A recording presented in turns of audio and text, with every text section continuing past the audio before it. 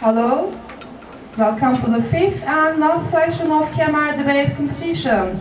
The debate on the motion, Will the Future Bring Better Days, organized by the Kemer Directorate of National Education and hosted by Gelecek Science High School on May 12th, 13th and 14th, 2026.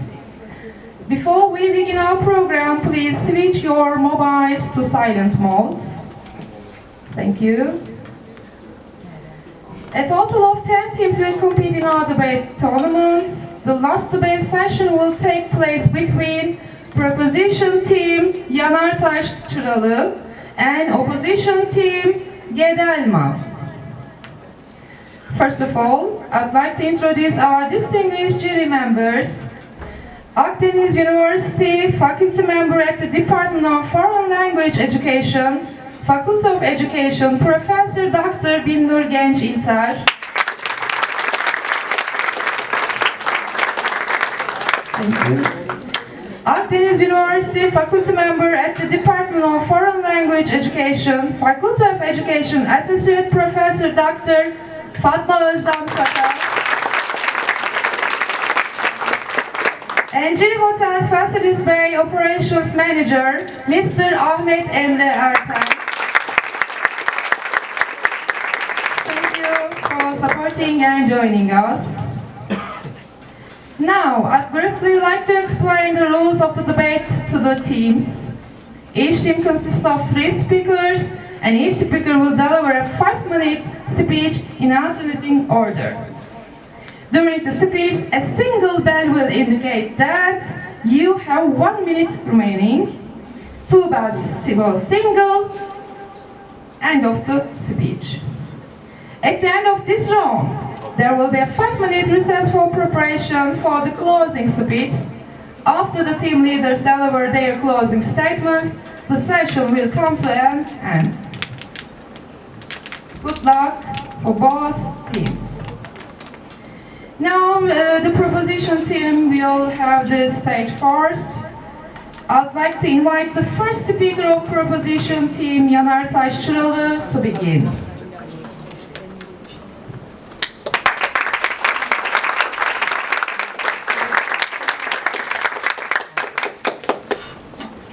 I'll be starting. Honorable judges, esteemed opponents, and dear guests. I am Meryem Alçavuş and I am from the Yanartaş Çıralı team. Today, our team will be strongly supporting the resolution that the future will bring better days. So, let's start. If you look throughout history, we can see that humanity has consistently improved and progressed through innovations, resilience, and cooperation. Yes, challenges do exist. But if you look at it overall, we can see that the world had showed much improvement in the several years in many important sectors of life. So, in today's debate, we will have several key reasons why we believe the future will be brighter. So first we will take a look at medicine and global health, and we will move with the scientific advances and its effects on humans' life expectancy and the way it decreased deadly diseases. And then we will move on with the technology, labor, sustainability, and lastly, we will be focusing on innovations and how those innovations led to stronger and more efficient solutions for our future. And we will also be mentioning education and how it affected us in the past and how it affects us in the future. And lastly, our last speaker will mention how our social life is improving. So, let's start with medicine and global health. There is no deny that we have improved in the medicine sector. We can see in the past, even the simplest surgery, people had to go through all the pain without anesthesia. While today, from the simplest to the hardest surgeries, people go through anesthesia and without pain. And we would like to show you a graphic about smallpox. So, in the past because we didn't have enough tools to fight biology. While right now, as you can see, let's start here. The smallpox actually killed around 300 to 500 million people in only the 20th century, while now it is 0. This is the graphic, and our source is the World Health Organization's official website. We can. So, smallpox is also actually the first human disease to be totally eradicated from the humans. We also would like to mention that according to UNICEF, the mortality rate of 5 and under has declined 59% from the 1990s. This shows that we are no longer just treating illnesses, but we are saving lives. This shows the graphic of the UNICEF's mortality rates.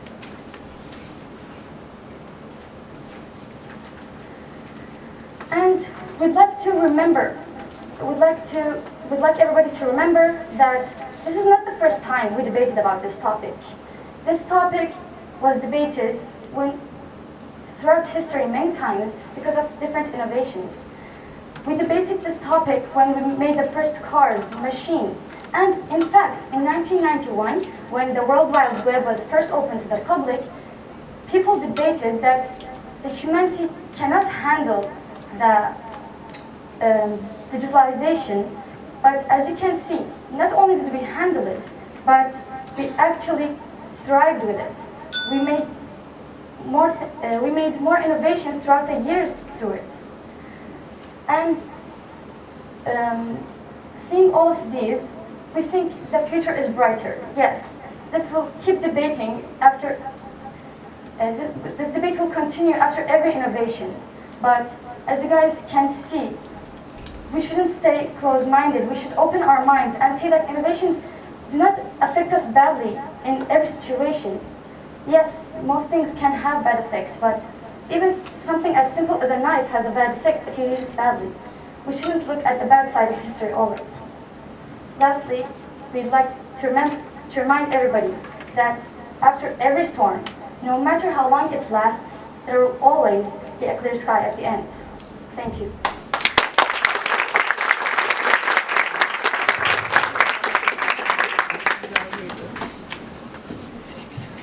Yes, thank you.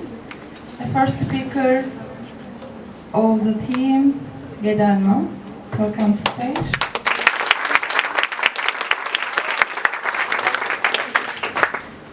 Hello. Hello. My name is Shamil.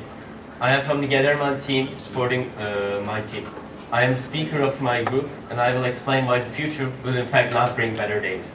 My friend Maria has said that we as humans adapt and always improve, innovate, which is true. We have innovated and adapted. But the thing is, in recent years, humanity has went against itself in many cases. We always have. And just because we adapt to plagues and bad situations doesn't always mean we will always have a good time. After all, we're talking about a better future, not exactly a future that we will live. We're talking about a better future we will enjoy, we will prosper. Another thing they have mentioned is how medicine is widespread, how smallpox is completely eradicated from the human body, which is true. But new plagues are popping up every now and then. Hell, recently there has been a case with the hantavirus, which you might have heard.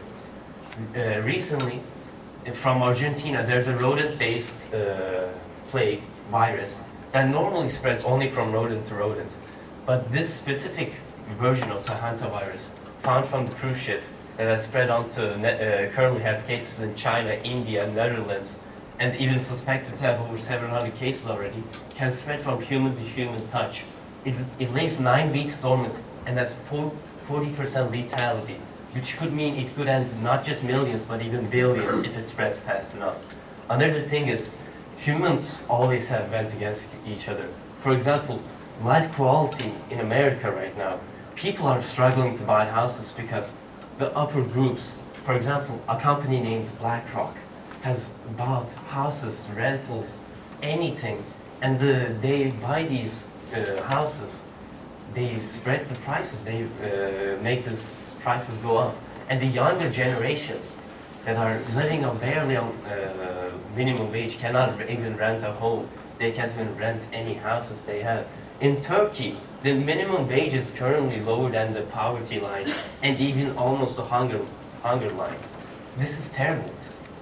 People, younger people that are stepping up to the future, to the real world, are struggling. They are struggling.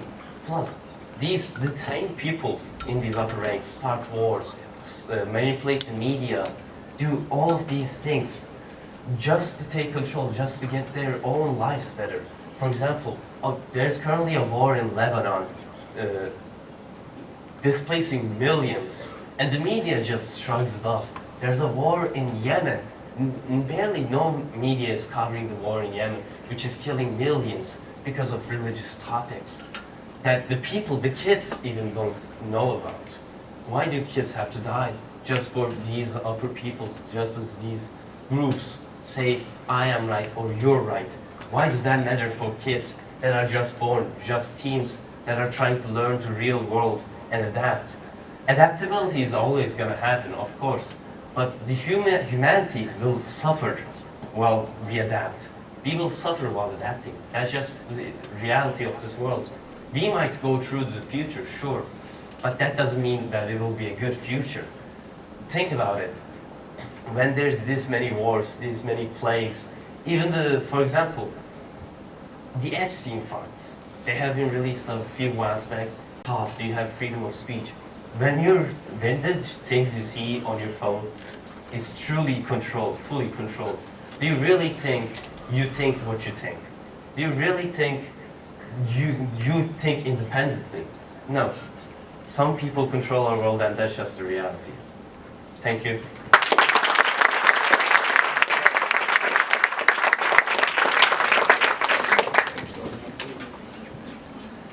Thank you.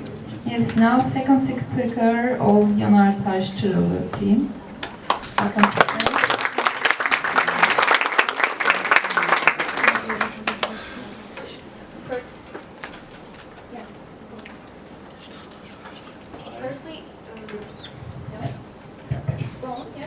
Firstly, I would like to add some things to my teammate has said about the sector in education.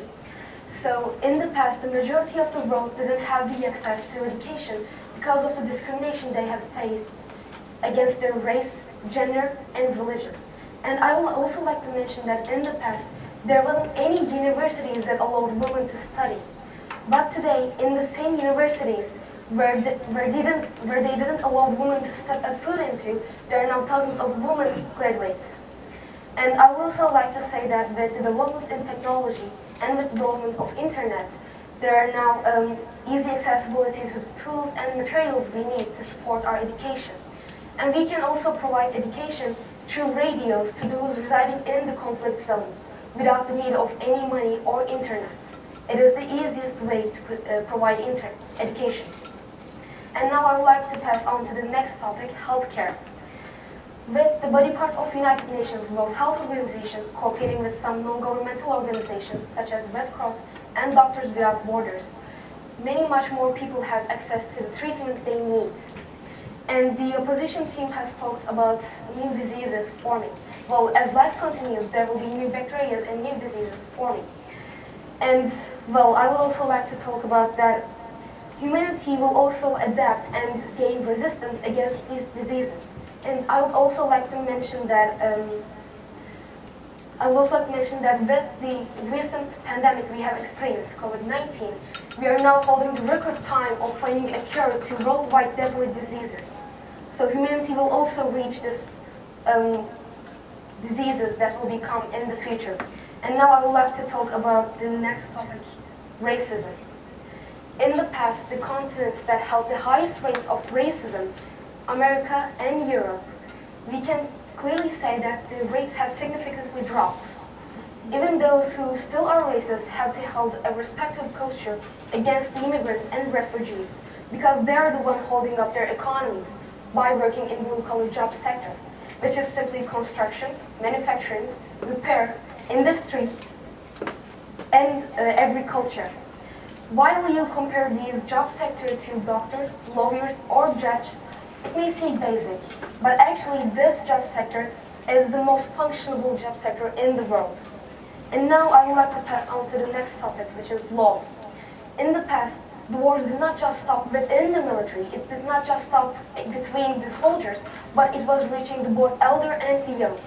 The both sides of the conflict will try to eliminate each other in order to ensure their safety in the long run.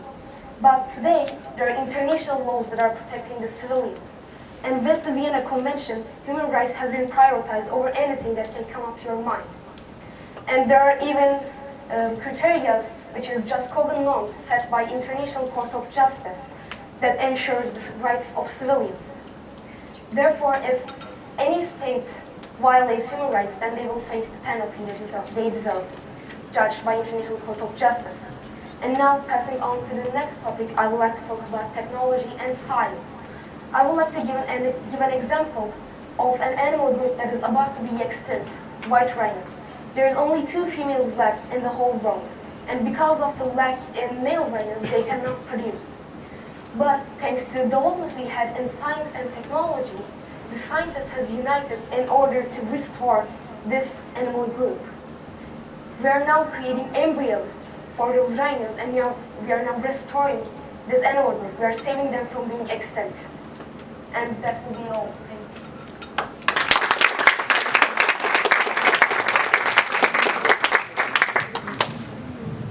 Thank you. Yes, second speaker of the team, Gedelma. It's your turn. Welcome to stage.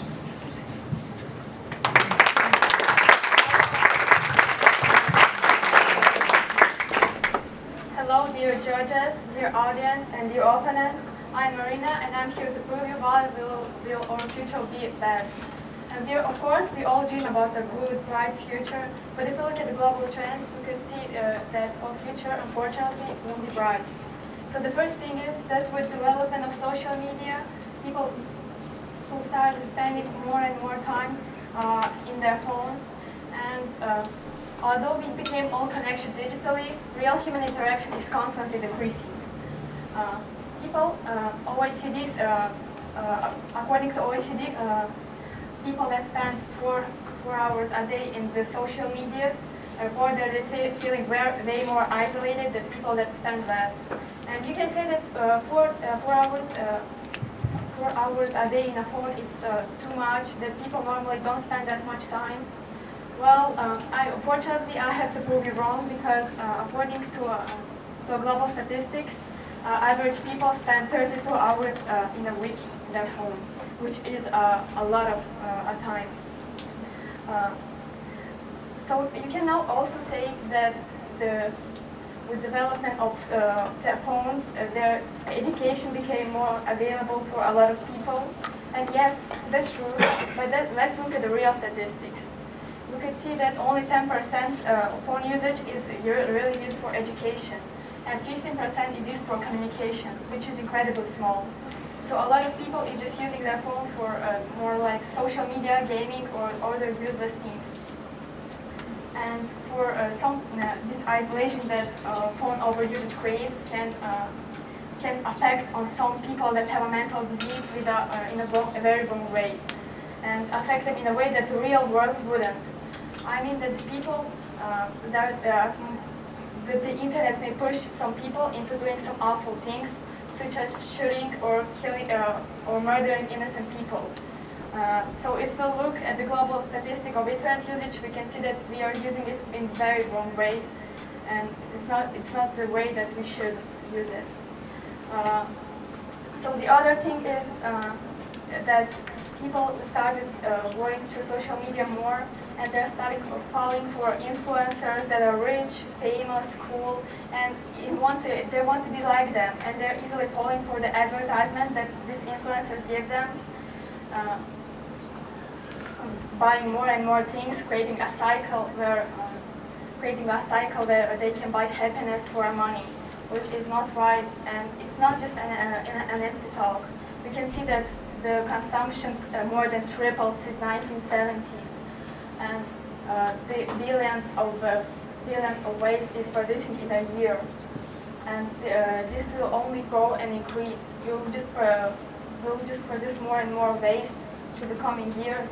And the factories always working, they're releasing a lot of toxic air in the atmosphere, which also heats up our planet.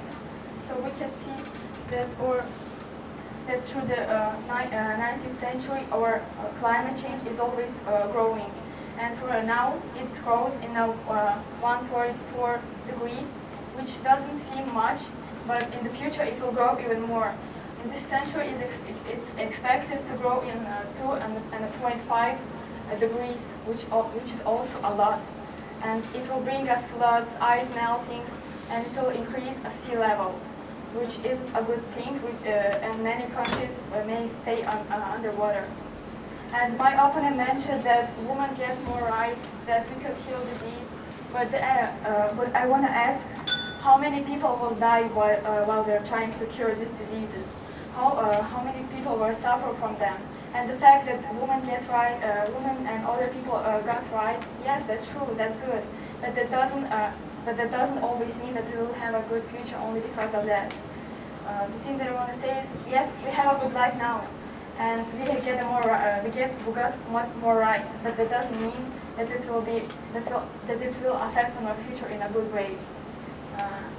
That's probably it. Thanks for your listening.